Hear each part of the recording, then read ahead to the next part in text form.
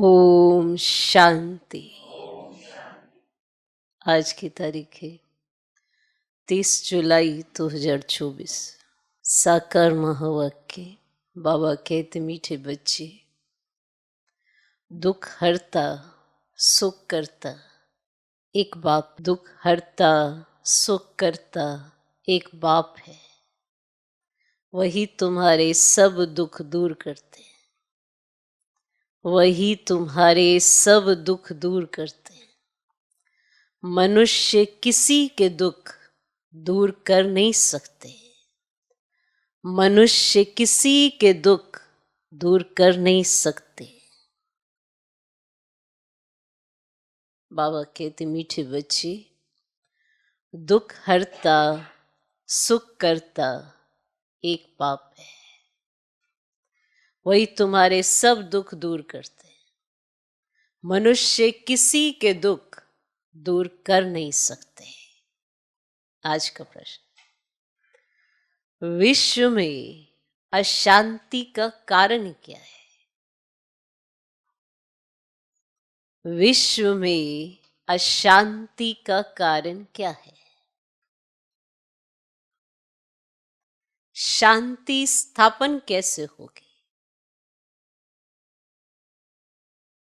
विश्व में अशांति का कारण क्या है? विश्व में शांति स्थापन कैसे होगी?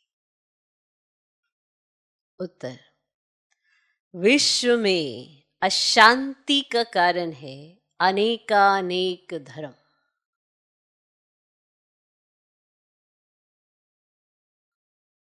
अनेकानेक धर्म।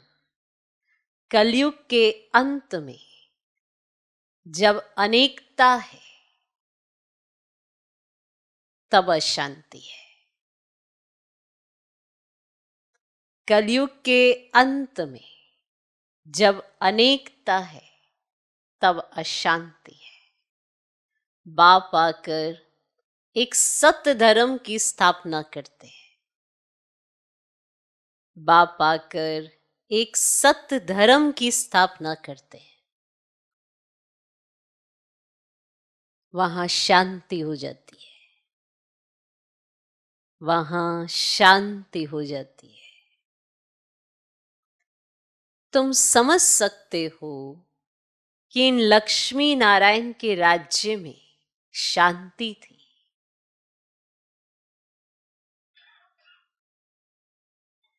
तुम समझ सकते हो कि इन लक्ष्मी नारायण के राज्य में शांति थी। पवित्र धर्म, पवित्र कर्म था। पवित्र धर्म, पवित्र कर्म था। कल्याणकारी बाप फिर से वे नई दुनिया बना रहे हैं। कल्याणकारी बाप फिर से वे नई दुनिया बना रहे हैं। उसमें अशांति का नाम नहीं। उसमें अशांति का नाम नहीं।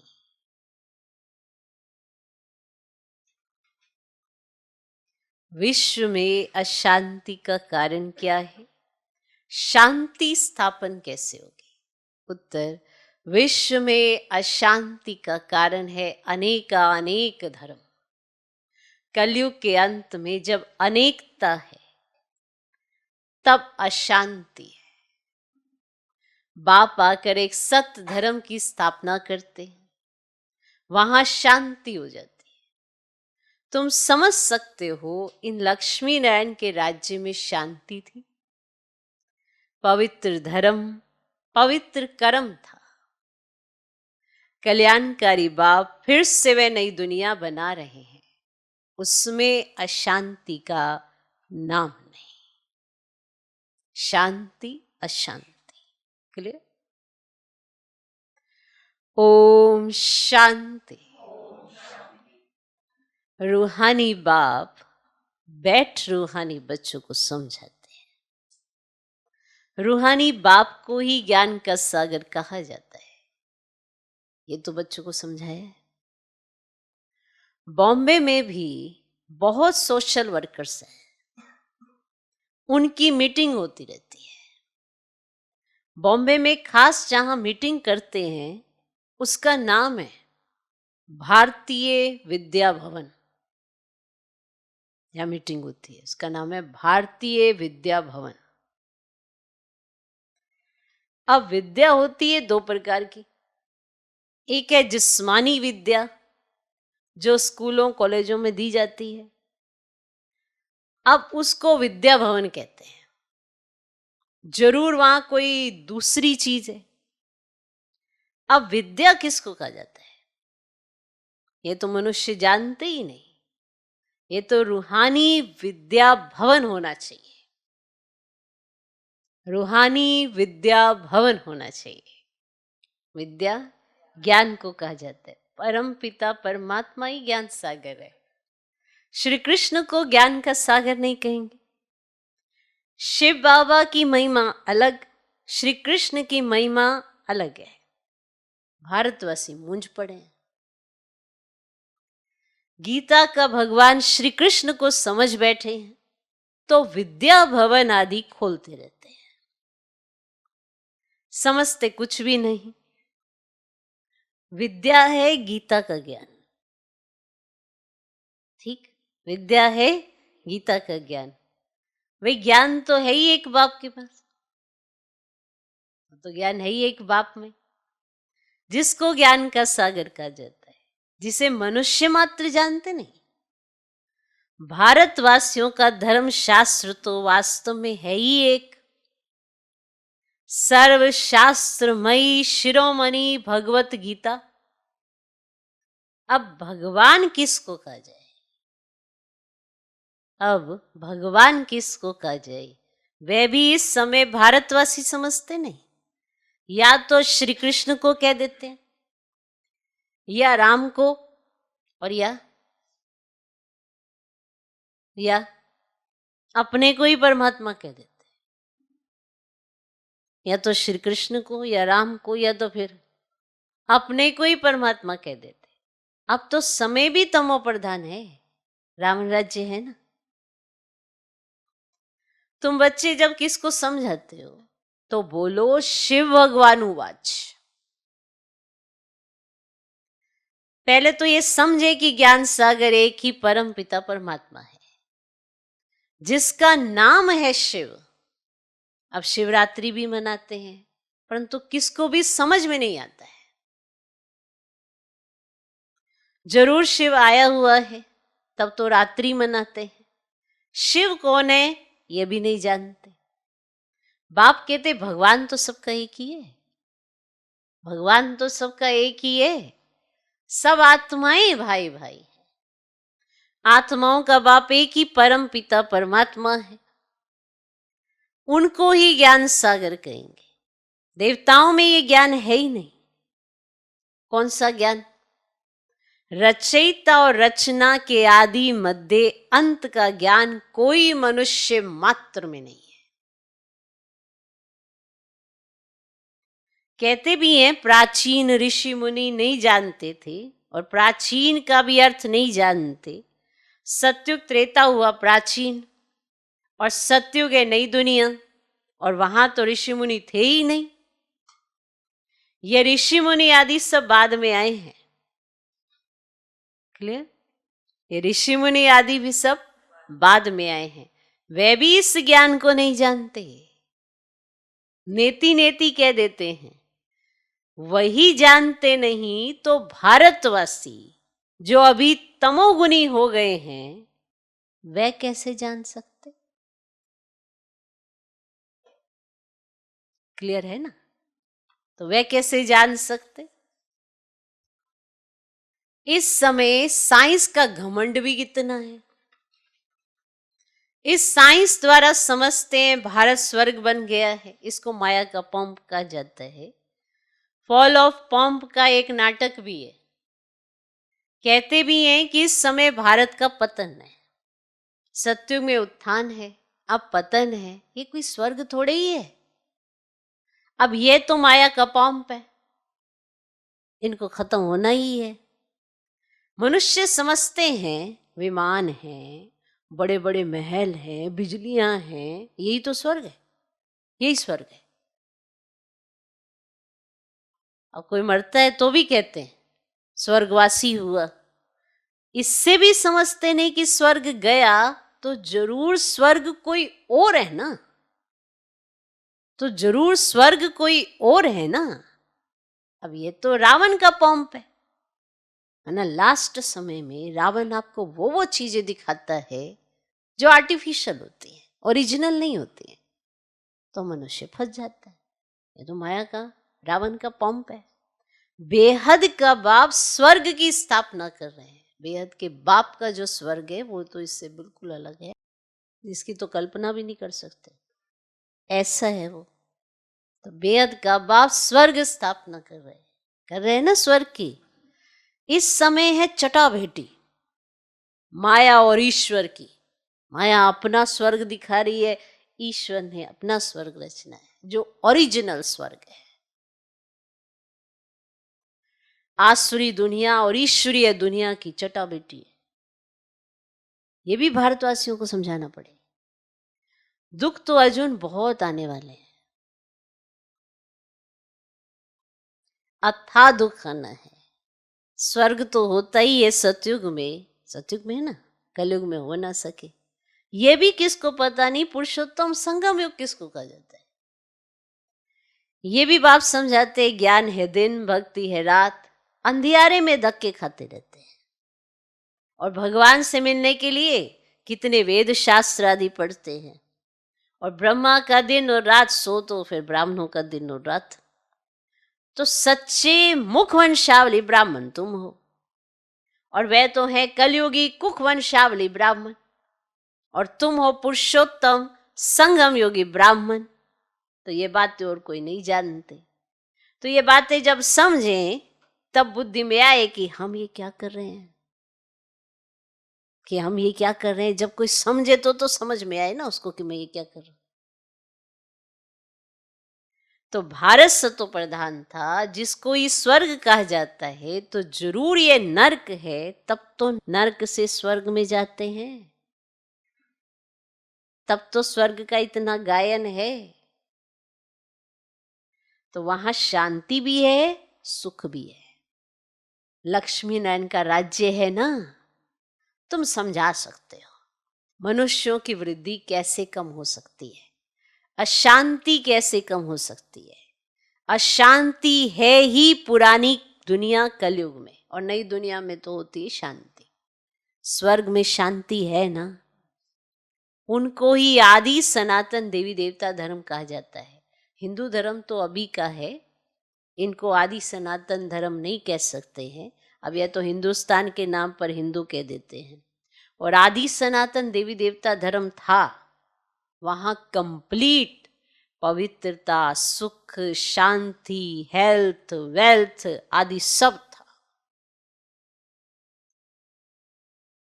अभी पुकारते हम पतित है, हे पतित पावन आओ। अब प्रश्न है, पतित पावन कौन? अब श्री कृष्ण को तो नहीं कहेंगे। पतित पावन परम पिता परमात्मा ही ज्ञान का सागर है, वही आकर पढ़ाते हैं, और ज्ञान को पढ़ाई कहा जाता है। अब सारा मदार है गीता पर।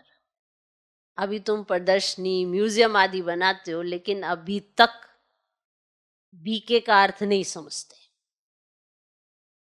समझते हैं ये कोई नया धर्म है, सुनते हैं, समझते कुछ नहीं। बाप ने कहा है बिल्कुल ही तमो प्रधान पत्थर बुद्धि है। इस समय साइंस घमंडी भी बहुत बन गए हैं। साइंस से ही अपना विनाश कर लेते हैं, तो पत्थर बुद्धि हुए ना, कहेंगे ना। साइंस घमंडी हो गए और उसी साइंस से अपना विनाश कर लेते हैं, तो पत्थर बुद्धि कहेंगे ना। घमंड से हर कोई अपना नुकसान ही कराता है। पारस बुद्धि थोड़े ही कहेंगे उनको। बॉम्ब शादी बनाते हैं अपने विनाश के लिए। ऐसे नहीं शंकर कोई विनाश करता है, नहीं, इन्होंने अपने विनाश के लिए सब बनाया है। परंतु तमो प्रधान पत्थर बुद्धि समझते नहीं है कि ये जो हम निर्माण कर रहे हैं, ये बॉम्ब्स बना रहे हैं, ये जो लड़ाई का सामान तैयार किया जाता है, ये किस लिए है? विनाश के लिए है ना, परंतु पत्थर बुद्धि समझते नहीं है। जो कुछ बनाते हैं इस पुरानी सृष्टि के विनाश के लिए। अब विनाश हो तब फिर नई दुनिया की जय जयकार हो। वे तो समझते हैं स्त्रियों का दुख कैसे दूर करें, इस पे कॉन्फ्रेंस करते हैं, इस पे आपस में डिबेट करते हैं कि स्त्रियों का दुख कैसे दूर करें, परंतु मनुष्य थोड़ी किसका दुख दूर कर सकते हैं। दुख हरता सुख करता तो एक ही बाप है। देवताओं को भी नहीं कहेंगे, श्री कृष्ण भी देवता हो गया, भगवान नहीं कह सकते, ये भी समझते नहीं। जो समझते हैं वे ब्राह्मण बन औरों को भी समझाते रहते हैं। जो राज्य पद के अथवा आदि सनातन देवता धर्म के हैं वे निकल आते हैं। देखो ऐसे तो सब में दिखाई नहीं देता ना कि कौन है, पर उसकी समझ से पता चलता है कि यही है, तो वो निकल आते हैं। लक्ष्मी नारायण स्वर्ग के मालिक कैसे बने? क्या कर्म किया जो विश्व के मालिक बने? है ना, कुछ तो सबसे अलग कर्म किया होगा। भगवान ने जब शिक्षा दी होगी तो उनको वो शिक्षाओं को कर्म में लाया होगा, नेचुरल। अपने ऊपर मेहनत की होगी लेकिन उसे कर्म में लाया होगा, या ये सोच लिया होगा मुझसे नहीं होता। इतना उच्च पद पाने के लिए क्या इनको ऐसे संकल्प आते होंगे, हमसे नहीं होता। जब निभाने की बात आती है ना, भगवान के कथन को कहने की बात या करके दिखाने की बात आती है तो सब ऐसे हो जाते हैं। वैसे तो बड़े हम फड़ियां मारते थे भक्ति मार्ग में, जो आप कहेंगे वही करेंगे, लेकिन इन्होंने वो किया। तो विचार करने की बात है ना कि इन्होंने ऐसा क्या किया जो ये विश्व के मालिक बने। इस समय कलयुग अंत में तो अनेकानेक धर्म है, तो अशांति है। नई दुनिया में ऐसे थोड़े ही होता है, ना तो अनेकानेक धर्म होते हैं, ना ही अशांति, ना ही मतभेद, ना ही द्वेष, ना ही घृणा, ये सारे शब्द ही नहीं होते हैं वहां पे। इस तरह का भाव किसी के अंदर नहीं होता, ये भाव ही गायब है। इसीलिए वहां पर आत्मिक स्नेह माना एक अलग सा रूहानी स्नेह रहता है, नेचुरल, जिसका अभ्यास आप इस जन्म में करते हो। इसीलिए यही आत्माएं वहां जाती है कि इन्होंने अभ्यास किया है, और जिन्होंने नहीं किया वो फिर बाद में आते हैं। ये बहुत स्पष्ट है, पर इसे स्पष्ट समझना भी तो जरूरी है ना। इसीलिए भगवान जब समझाता है तो समझना बहुत जरूरी है, तब तो कुछ समझ में आए कि आखिर बेस क्या है। तो ऐसा इन्होंने क्या कर्म किए जो लक्ष्मी नारायण विश्व के मालिक बने। इस समय कलयुग अंत में तो अनेकानेक धर्म है, तो अशांति है। नई दुनिया में ऐसे थोड़ी होता है। अभी यह है संगम युग, जबकि बाप आकर राजयोग सिखलाते हैं। बाप ही कर्म अकर्म विकर्म की नॉलेज सुनाते हैं कि कौन से कर्मों से अकर्म बनते हैं, कौन से कर्मों से विकर्म बनते हैं, और इस समय कौन से कर्मों से सुकर्म बनते हैं। तो ये भी कहा जाए कर्म अकर्म विकर्म और सुकर्म की अति समझा रहे हैं। तो इस समय जब हमें श्रीमत मिल जाती है तो हमारे कर्म सुकर्म बनते हैं, श्रेष्ठ कर्म बनते हैं, और इसी के बेस पर सत्युग त्रेता में अकर्म बनते हैं। इसीलिए इन 3 शब्दों में कहा जाता है कर्म अकर्म विकर्म। भगवान सिखाता है, भगवान हमें समझा रहा है हमें क्या करना है। अब उनके कहे अनुसार जो श्रीमत पर चलते हैं वो ही कर्म अकर्म विकर्म करने की ये सारी गति समझ जाते हैं। क्लियर? तो नॉलेज सुनाते हैं ना, कर्म अकर्म विकर्म की। आत्मा शरीर लेकर कर्म करने आती है। देखो आत्मा ने शरीर लिया, कर्म तो करना ही है, पर कैसे? तो सत्युग में जो कर्म करते हैं वे अकर्म हो जाते हैं, वहां विकर्म होता ही नहीं है। अकर्म माना जिसका कोई फल नहीं होता। अकर्म का मतलब समझते हो कि कर्म तो होते हैं पर उनका कोई फल अच्छा बुरा नहीं होता, एक जन्म के किए कर्मों के आधार पर ये अकर्म करने के पाठ में आप जाते हो, वरना जो बाद में आते हैं उनके कर्म प्रभाव में आकर, माना जब जन्म होता है एकदम से तो उनसे भी कर्म नहीं होते, लेकिन प्रभाव उन पर बहुत जल्दी पड़ जाता है। थोड़े समय वो जीवन मुक्त अवस्था का आनंद लेते हैं, लेकिन उसके बाद उनके कर्म विकर्म में बदल जाते हैं। उनका थोड़े समय का पीरियड, आपका आधा कल्प का पीरियड, अंतर तो देखो। और फिर कह देते हैं हमसे होता नहीं है। क्या नहीं होता? 21 जन्मों की प्रारब्ध प्राप्त करने के लिए इस एक जन्म में पुरुषार्थ नहीं होता।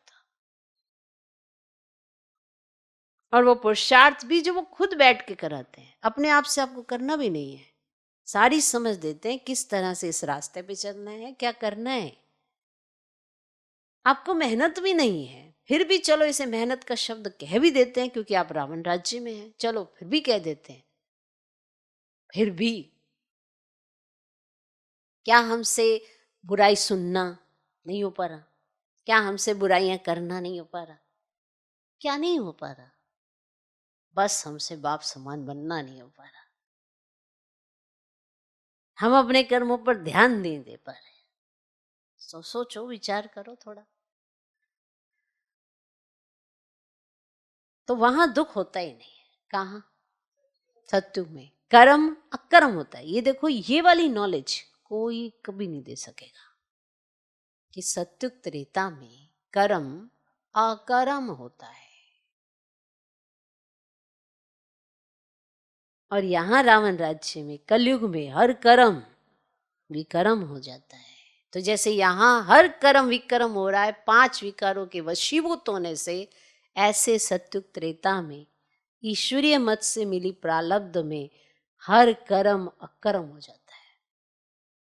ये है इसकी गुह्य गति, बहुत जबरदस्त है।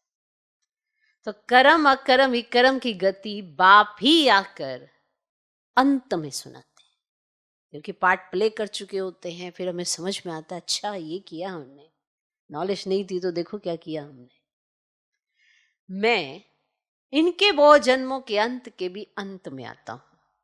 देखो, देखने में तो अंत का समय है, 60 वर्ष की आयु होती है शरीर उस समय। अभी तो यहाँ पे 40 साल की उम्र हो जाए तो ऐसा लगता बुढ़ापा आ गया, और हम अपने आप को पहले से ही बूढ़ा कहकर बस मजबूर साबित कर देते हैं। तो 60 वर्ष की आयु में तो शुरुआत हुई है एक नए एपिसोड की, और बहुत बड़े एपिसोड की इनके जीवन में। तो ये कैलकुलेशन ही अगर हम लगा लें तो फिर बताओ, चलो 1-2 साल कम कर लो, और क्या, 20-20 25-25 साल थोड़ा कम करने। माना आज के समय में मनुष्य इतना कमजोर, इतना आलस्य अलबेलेपन से भर गया है। तो सोचो, जब इनकी उम्र थी 60 वर्ष की, तो भगवान ने नया अध्याय शुरू करने के लिए प्रवेश कर दिया। तो कितना कर्म इन्हें करना पड़ा होगा 60 वर्ष के बाद। करो, विचार करो। उस समय भी तो रिटायर होते थे, वो तो एक रिटायरमेंट की स्टेज है। ये कोई वो 15वीं सदी की बातें थोड़ा हो रही है जहाँ पे राजा महाराजों की कहानी चल रही हो। ये 1936 की कहानी है।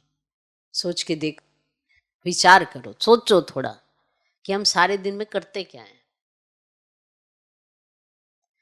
तो मैं माना शिव बाबा इनके बहुत जन्मों के अंत के भी अंत में आता हूं, इस रथ में प्रवेश करता हूं। अकाल मूर्त आत्मा का यह रथ है।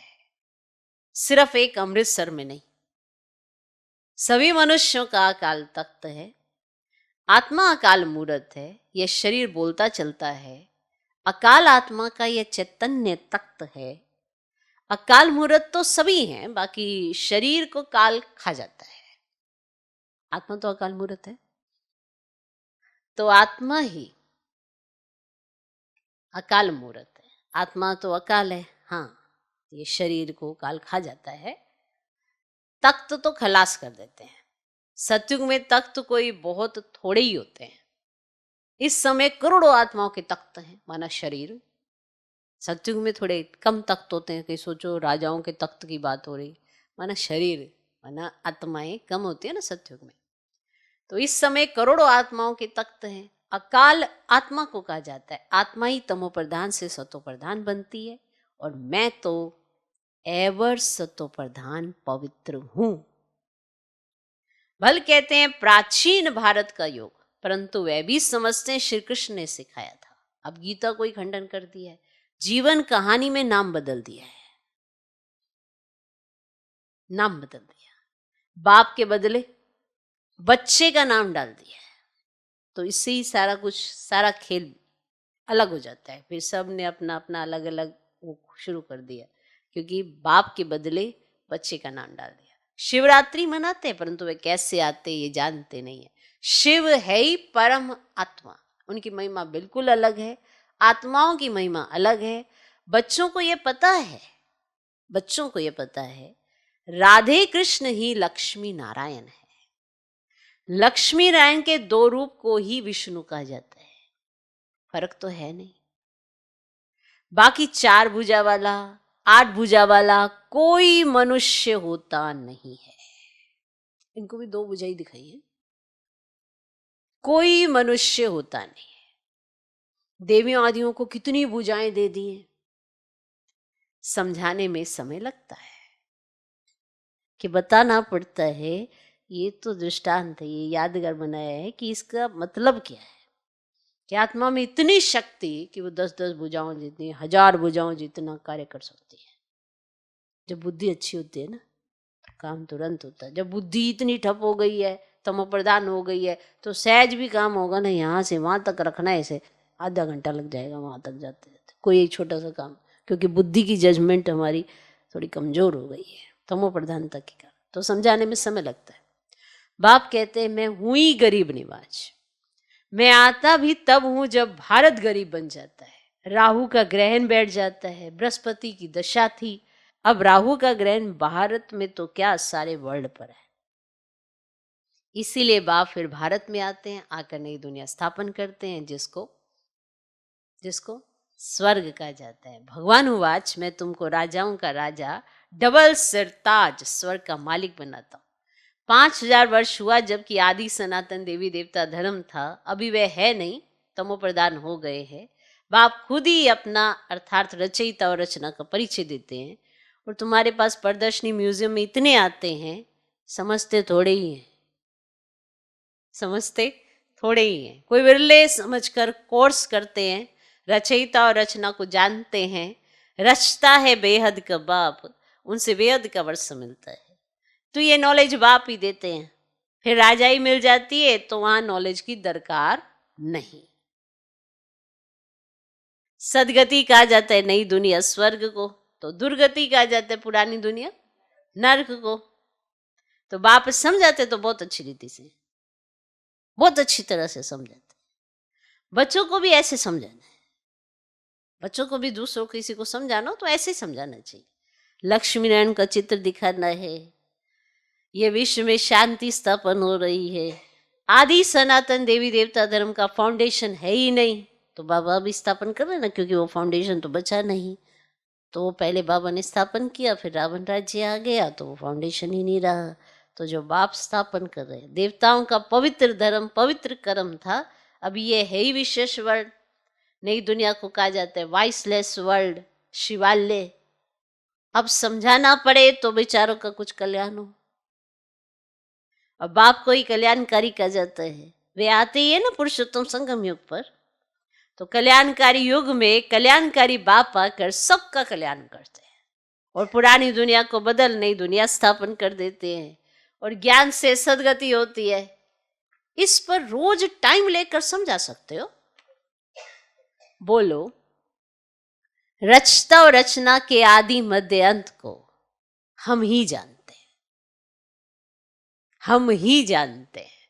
ये गीता का एपिसोड चल रहा है, जिसमें भगवान ने आकर राजयोग सिखाया है, डबल सिर ताज बनाया है। ये लक्ष्मी नारायण भी राजयोग से ये बने हैं।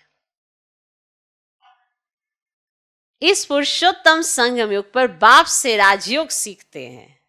बाबा हर बात कितना सहज समझाते हैं कि ये कैसे बने लक्ष्मी नारायण। ऐसे आज के मनुष्य किसी को देखते हो, किसी के पास धन दौलत, बोल ये कैसे इनको इतनी धन दौलत मिल गई, हमको क्यों नहीं मिली। ऐसे ही अंदाजा लगा लो, ये कैसे बने लक्ष्मी नारायण, क्या ऐसे कर्म किए जो उनको ये प्राप्ति हुई। क्योंकि कर्म करेंगे ऐसे तभी तो फल मिलेगा वैसा, बिना किए कुछ नहीं मिलता, कुछ भी नहीं। ये कायदा ही है इस वर्ल्ड ड्रामा का, करेंगे तो पाएंगे ना। और अगर आज दुख भी दुखी कर रहे हैं तो उसका कारण भी रावण ही है। और बाप तो सुख देने आता है, सुख देता है, सुख का रास्ता बताता है, उस पर चलते हैं तो सुखी अनुभव करते हैं, शांति की अनुभूति करते हैं। अगर आज शांति फील हो रही है, दुख अनुभव हो रहा है, तो उसका कारण कौन है? रावण। देखो तो, देखो कितना 5 विकार रूपी रावण हमारे अंदर बैठा हुआ है, तंग करता रहता है। तो बाबा तो हर एक को ऐसे कर्म सिखला रहे हैं ना, जैसे इनको सिखलाए हैं। कि ये तो नहीं कहा कि यही बनेंगे, लेकिन इनके साथ साथ कौन बनेंगे। चलो ये तो फिक्स हो गए, पर इनके साथ साथ कौन बनेंगे, उसके तो पुरुषार्थ चल रहा है। या अकेले लक्ष्मी नारायण ही पूरे स्वर्ग में यूं घूम रहे होंगे। जब इनको पढ़ा रहे थे तो दूसरे बच्चों को भी पढ़ा रहे थे, जब ये पढ़ रहे थे तो दूसरे बच्चे भी पढ़ रहे थे। इसीलिए तो कोई कोई निकलता है।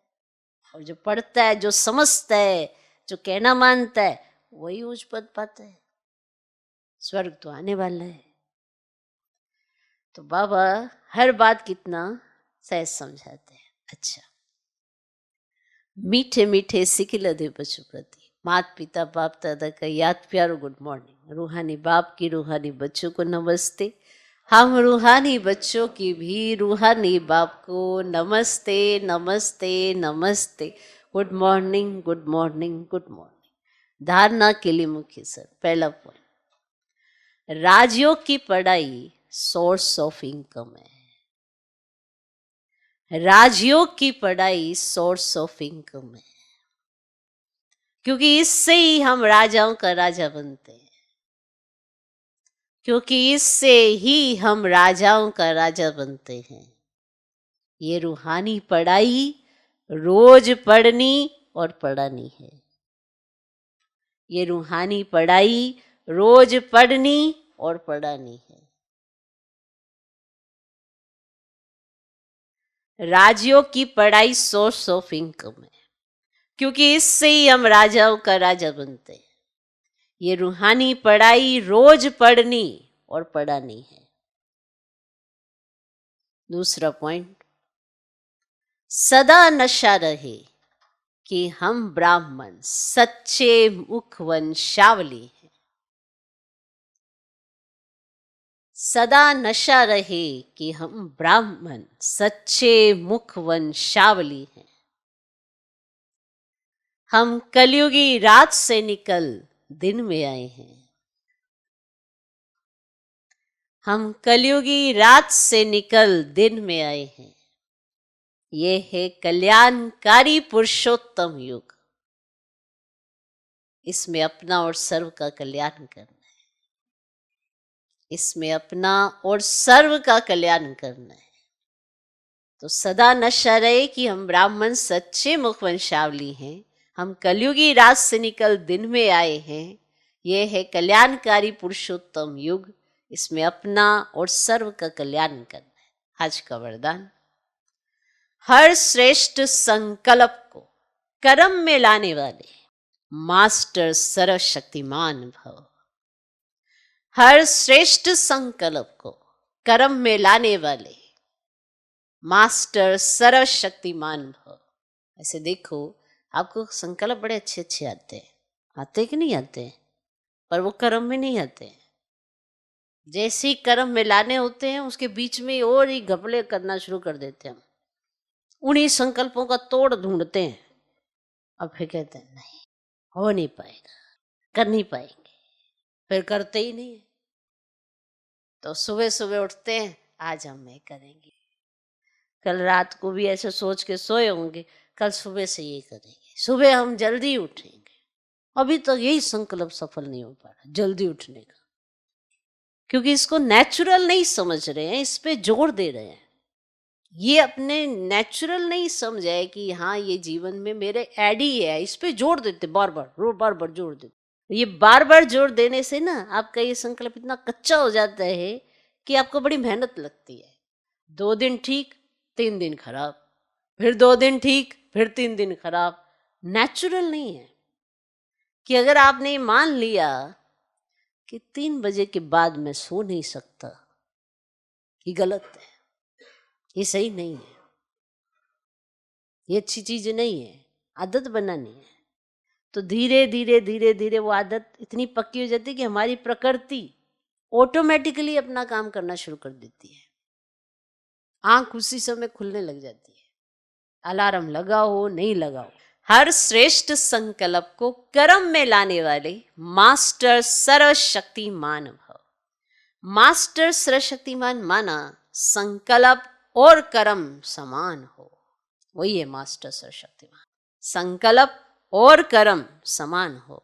अगर संकल्प बहुत श्रेष्ठ हो और कर्म संकल्प पर मान ना हो तो मास्टर सर्वशक्तिमान नहीं कहेंगे। संकल्प श्रेष्ठ है लेकिन कर्म उसके परमान नहीं है तो मास्टर सर्वशक्तिमान नहीं कहेंगे। तो चेक करो, जो श्रेष्ठ संकल्प करते हैं वो कर्म तक आते हैं या नहीं। मास्टर सर्वशक्तिमान की निशानी है कि जो शक्ति जिस समय आवश्यक हो वो शक्ति कार्य में आए। स्थूल और सूक्ष्म सब शक्तियां इतना कंट्रोल में हो जो जिस समय जिस शक्ति की आवश्यकता हो उसे काम में लगा सके, तभी है मास्टर सर्वशक्तिमान। आज का स्लोगन, ज्ञानी तू आत्मा बच्चों में क्रोध है तो इससे बाप के नाम की गलानी होती है। ज्ञानी तू आत्मा बच्चों में क्रोध है तो इससे बाप के नाम की गलानी होती है। कोई आपको कुछ कहेगा नहीं। अगर आपके अंदर क्रोध भी है ना, ऐसे रोब भी है, तो सब ऑब्जर्व कर लेते हैं इनके अंदर क्रोध बहुत है, रोब बहुत है, ये आवेश में बड़ी जल्दी आते हैं, ये दूसरों पे रोब पड़ा ऐसा, तो अंदर वो स्टोर कर लेते हैं कि ये क्रोधी आत्मा है। और आप उन्हें बड़े प्यार से बात करेंगे, समझ जाएंगे आज मतलब होगा कोई ना कोई इसका, बड़े प्यार से बात करें। तो अगर ज्ञान में चलते हो और क्रोध करते हो तो फिर क्या कहते हैं सब, यही सिखाया जाता है, यही सीखा है। तो फिर किसकी गलानी करा रहे हो? अपनी नहीं, बाप की। कि बाप तो इतना श्रेष्ठ ज्ञान दे रहा है जिससे जीवन का परिवर्तन हो जाता है, कर्म सुधर जाते हैं, सोच सुधर जाती है, बोल का हम युक्ति युक्त प्रयोग करते हैं। तो अगर हम ऐसा कुछ ऊपर नीचे करते हैं तो जो देख रहे होते हैं तो उनको समझ तो आ जाता है ना। तो फिर किसका नाम खराब कर रहे हैं? नहीं, बाप का। क्या आप चाहेंगे कि आपके बाप का नाम आपकी वजह से खराब हो? कोई चाहेगा नहीं, पर फिर भी कर रहा है।